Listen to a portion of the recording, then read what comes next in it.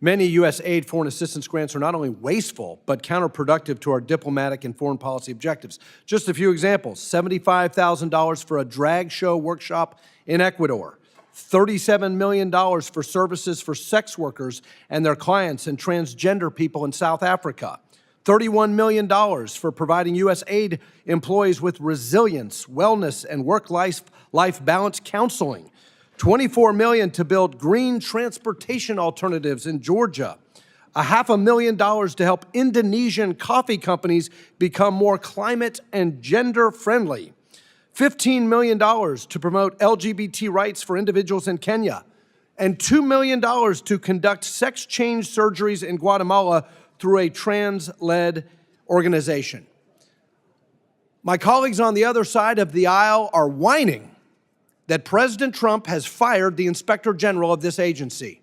Thank goodness for President Trump for firing an Inspector General for not exposing what Elon Musk has exposed with this waste.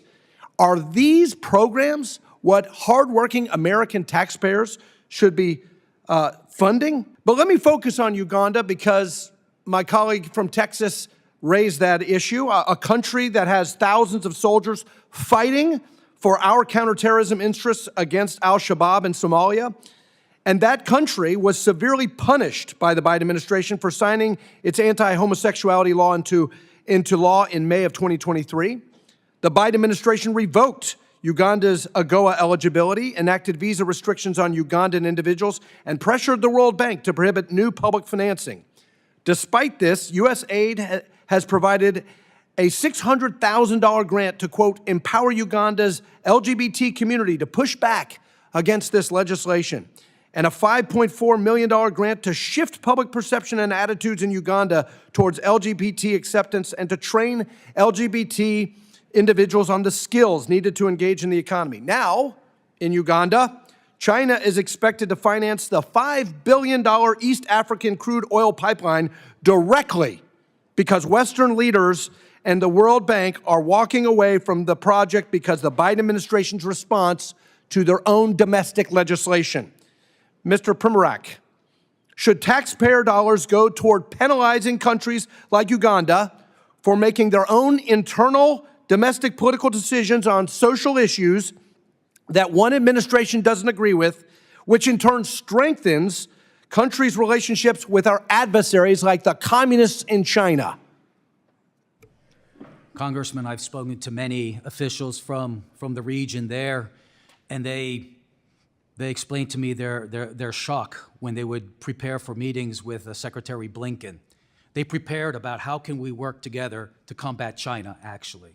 But when they had the meeting, they were hit with the woke things about the climate, about the LGBT, and all these issues. They were utterly stunned that here they are, Africa. They know about the challenge and the great geostrategic fight that we have, ready to work with us, but we weren't ready to work with them.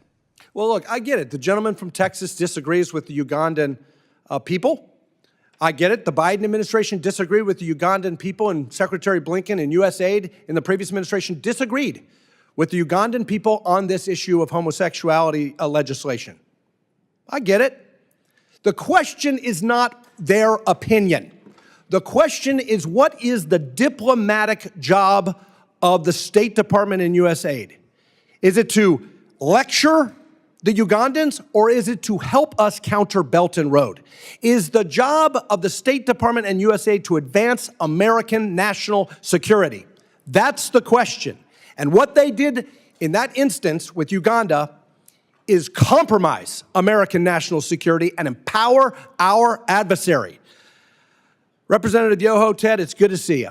Thank you for your amazing work and your authorship of the BUILD Act. You were instrumental in the passage of that bill and authorized U.S. International Development Finance Corporation.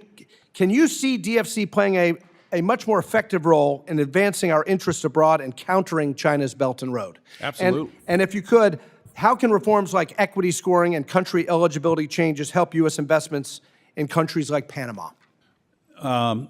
It's a big reform. I mean, that's the best tool we have to counter the BRI, the Belt Road Initiative, and the equity scoring is a must fix. It's something that has to be, because right now it limits what the DFC can do.